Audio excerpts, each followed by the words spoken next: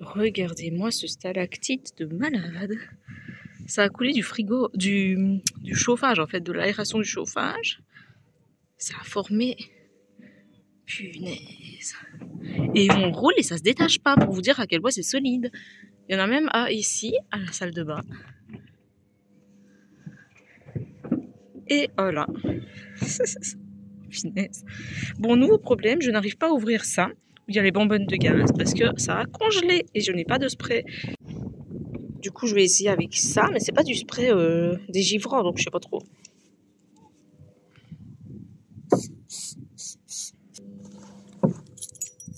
Qu'est-ce que t'as, toi? Qu'est-ce que t'as? Trop de balles. On va essayer. Putain, ça fonctionne pas. Donc, je peux pas fermer les bonbonnes de gaz pour rouler, du coup. Et s'il y en a une des deux qui se termine, bah, je pourrais pas rouvrir l'autre. C'est la merde, c'est la merde. Merde. Salut les petits cocos. Bonjour. Qu'est-ce que tu fais? En fait, il faut savoir que Laetitia a hyper mal au poignet depuis l'autre fois que t'es tombée. Je crois que c'est à ce moment-là, quand je suis tombée là dans le... quand j'ai voulu faire demi-tour et que t'es tombée dans le fossé. Je crois que c'est ça, depuis là. Donc, elle veut pas faire de radio, donc tant pis pour elle. Mais non, il faut dire que mon médecin, il faut prendre 2 semaines pour prendre rendez-vous, donc déjà. Bon, on essaye de profiter d'un petit moment d'accalmie que Evan dort, mais là, je vois qu'il a les yeux grands ouverts, donc je sais pas s'il va dormir longtemps. Le temps d'installer tout, il s'est déjà réveillé. Pour faire notre petite vidéo du jour. C'est pas le premier hiver qu'on fait en camping-car, mais c'est le premier hiver avec bébé. Donc, il y a des choses qui ont changé. Parce que l'année passée, on a vécu l'hiver, mais on n'avait pas de chauffage. Donc, c'était la grosse merdasse. On avait du chauffage, mais on croyait là que nos batteries étaient foutues à cause de la jauge qui disait n'importe quoi, donc on l'allumait jamais en vrai. Donc, l'hiver passé, on avait genre clairement 2 dans le camping-car en hiver. C'était horrible. On n'arrivait même pas à ouvrir les fenêtres et les portes à un moment. Mais cette année, en gros, on essaye de stabiliser la journée à 19-20 pour le petit, en fait. Nous, on pourrait avoir moins haut, mais bon. Oh, il fait froid. Hein. Voilà. Et la nuit, on fait genre 16. Du coup, la nuit, avant d'aller se coucher, on programme le thermostat. Mais en fait, des fois, ça change. C'est pas tout le temps pareil. Des fois, en fonction des nuits, combien... En fait, le thermostat, il est pas très fiable. Comme la jauge, comme tout ce qu'il y a sur ce panneau, en fait. C'est pas très fiable. Donc, quand on se lève pendant la nuit pour aller voir si le petit va bien et tout, le changer, donner son bibi, on regarde en même temps le thermostat. Parce que des fois, on met sur 16 degrés, par exemple, et on a 14 ou des trucs comme ça. Donc, il faut essayer de jauger par nous-mêmes, en fait.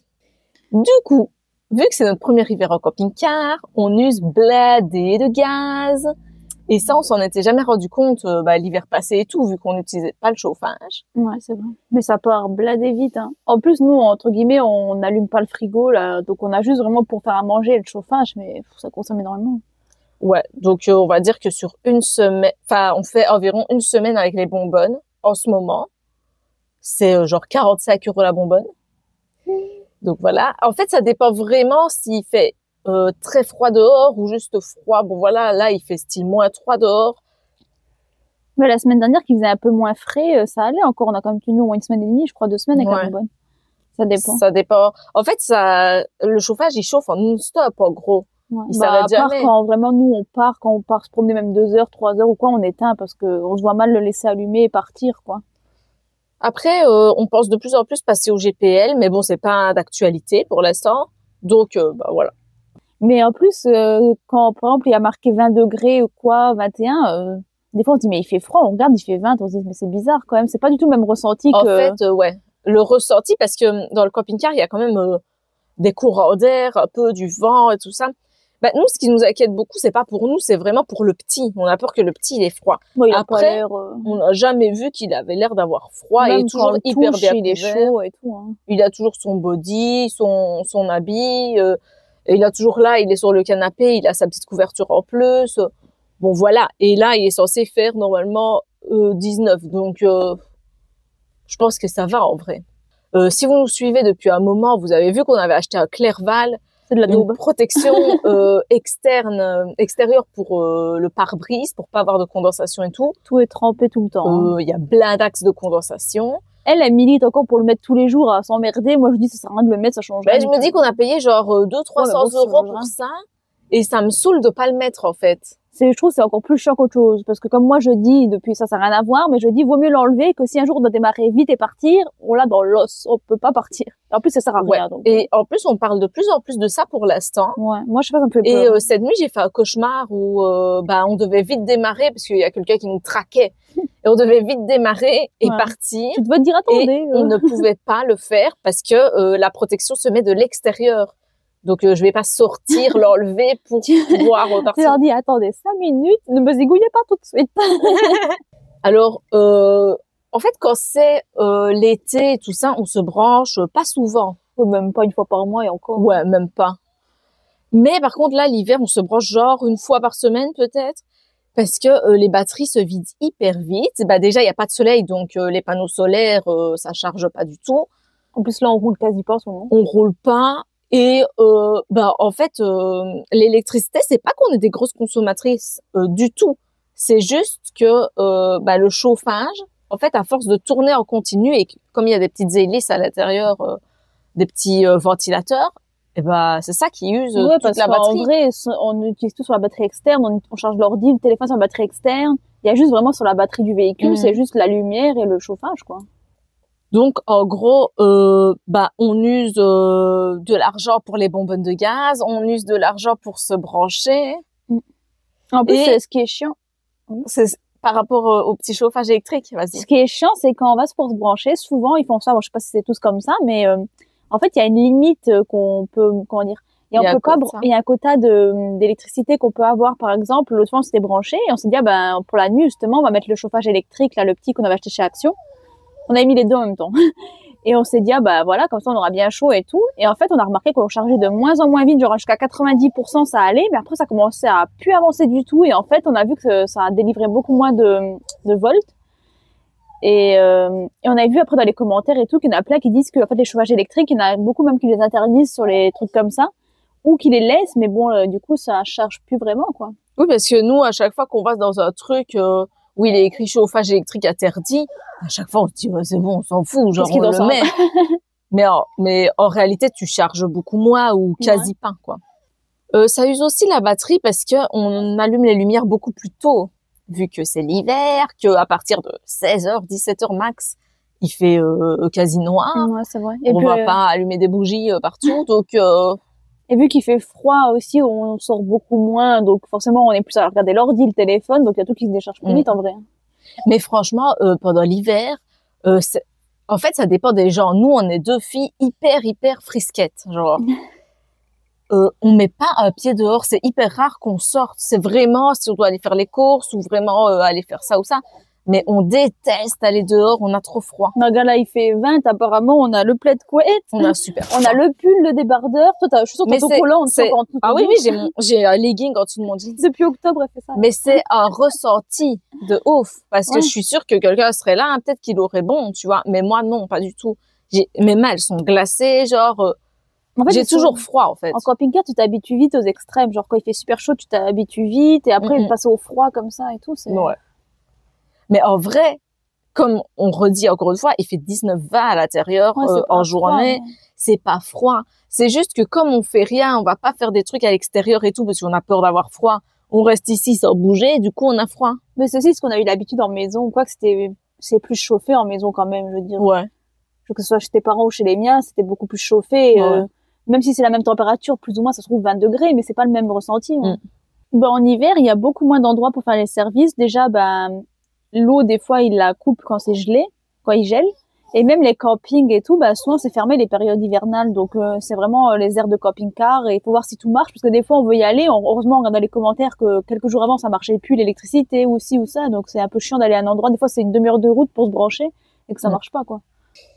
Du coup, depuis que, pas depuis qu'il fait froid, parce que ça, on s'en fout, mais depuis qu'il gèle, je dois quand même faire assez attention aux routes que je prends, parce qu'il y a beaucoup de routes avec des gros virages, des grosses montées et tout ça, et avec le camping-car, déjà avec une voiture, c'est chaud, mais avec le camping-car, laisse tomber comment tu glisses. Donc moi, j'ai hyper peur, j'ai jamais été sur une plaque de verglas de ma life. Et j'ai hyper peur d'y aller avec le camping-car. Et de pas gérer du tout mon truc, tu vois. Je sais que je suis super anxieuse de conduire. En plus, on n'a toujours pas d'immatriculation.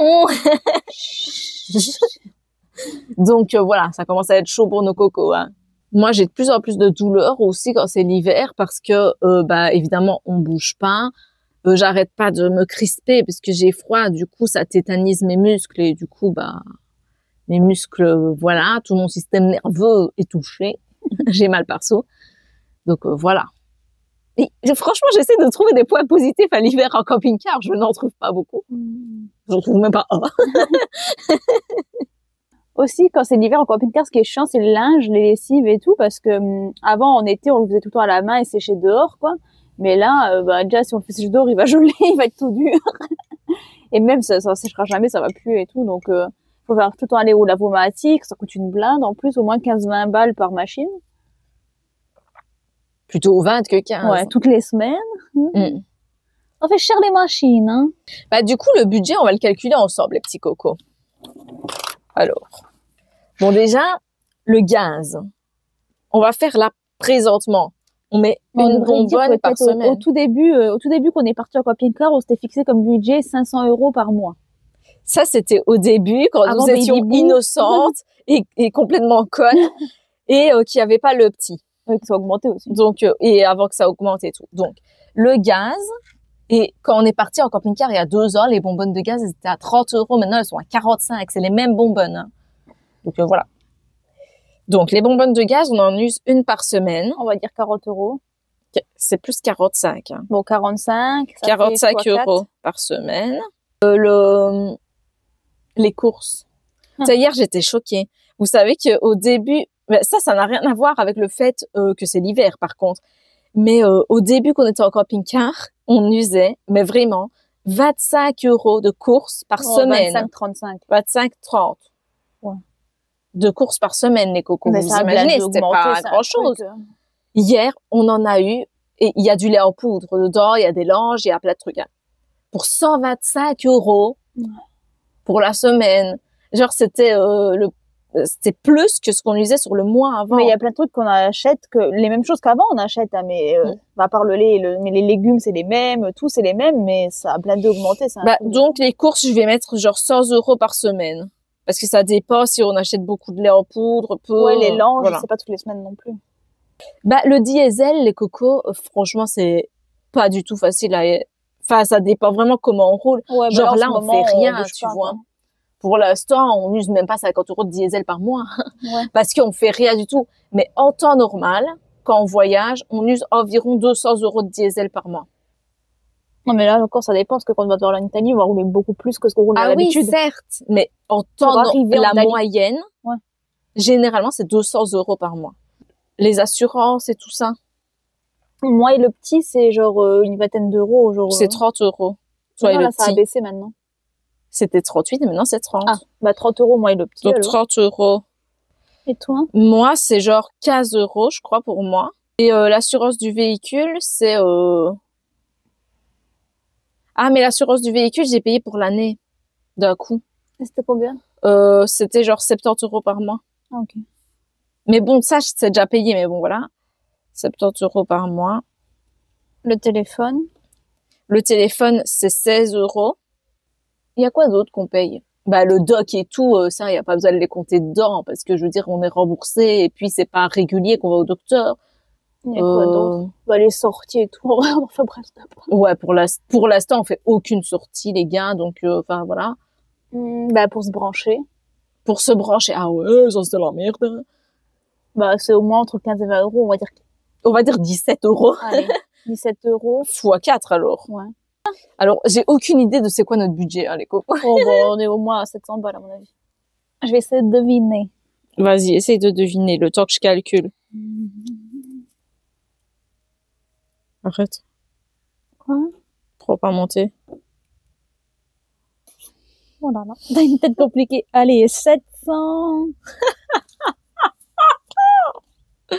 700. Franchement, sans calculer, moi, je pensais qu'on dépensait genre 700, 800 € par mois.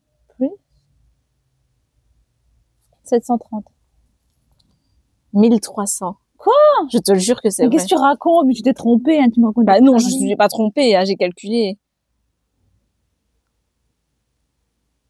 Mais il n'y a pas 5 semaines. Attends. T'as pas 5 semaines. Qu'est-ce qu'il me raconte? C'est vraiment pas compté, hein. De quoi 5 semaines? De quoi tu parles, 5 semaines? Mais 1200 semaines, non, hein, c'est pas ça, hein. C'est impossible, B. Tu t'es trompé quelque part, hein. Le gaz, on use 45 € par semaine. Oui. Donc, par mois,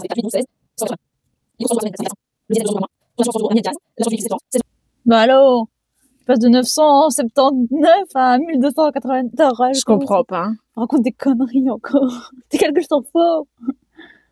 Mais comment je suis arrivée à ce chiffre? C'est pas possible, pas 1300 € par mois, B. T'es malade ou quoi? Oh, quand même. Enfin, oui, je me suis trompée quelque part. Quelque part, t'as rajouté 400 balles. Petite erreur de quelques centimes. 400 €, l'autre, elle est gonflée. Petite erreur. Raconte des conneries. Bah oui, donc on use 979 €, les cocos, on use 1000 balles par mois. Tout ce calcul pendant 1 heure pour rien. On use quand même 1000 balles par mois, les cocos. Oui, bah, c'est pas 1300. Alors qu'on est, genre, dans le Grand Est, qu'on fait rien de notre life. On n'a aucune activité, genre, on fait que dalle. Genre, ça, c'est vraiment les trucs basiques, tu vois. C'est grave, genre, même les courses. Mais bon, là, t'as quand même, oui, mais attends, là, t'es quand même, là, tu dis qu'on fout rien, mais t'as coûté 200 € de diesel, alors qu'on fout rien, on fait pas 200 €, là. Oui, c'est 200 € environ de diesel. Oui, bon, ça, on pourrait ne pas les compter. 150 €, ça, pour l'instant. Mais bon, voilà, pour vous dire que c'est la merde. Donc, franchement, moi, le camping-car en hiver, je conseille pas du tout. À moins que vous êtes ma boule et que vous avez de l'argent. Donc, bah, si vous aimez le froid et que vous avez un gros portefeuille, pourquoi pas? Mais nous, c'est pas notre cas. On n'aime pas le froid, on n'a pas un gros portefeuille. Donc, voilà. C'est juste que là, on n'a pas du tout le choix. Donc, bah, voilà, du coup, on reste sur place. On attend de partir en Italie. On vivra dans le sud, hein. Mais franchement, on attend, quoi. Ah oui, petite parenthèse inattendue. Pour ce qui est de l'Italie, bah, on n'a toujours aucune nouvelle pour l'instant de l'immatriculation. Donc, maximum le 19, on est censé avoir des nouvelles. Donc, on attend. Voilà. Donc, voilà, les petits cocos. Petite parenthèse encore inattendue. N'hésitez pas à vous abonner à notre chaîne YouTube, ça nous aide à avoir plus de visibilité. Mettez un petit like et tout ça, vous pouvez mettre des petits commentaires, sympathiques ou pas sympathiques, ça compte quand même. Allez, on vous fait des gros bisous, on vous dit à la prochaine. C'est ciao. En espérant être bientôt en Italie. C'est ciao. Je t'aime. Les calculs, je vais quand même revérifier.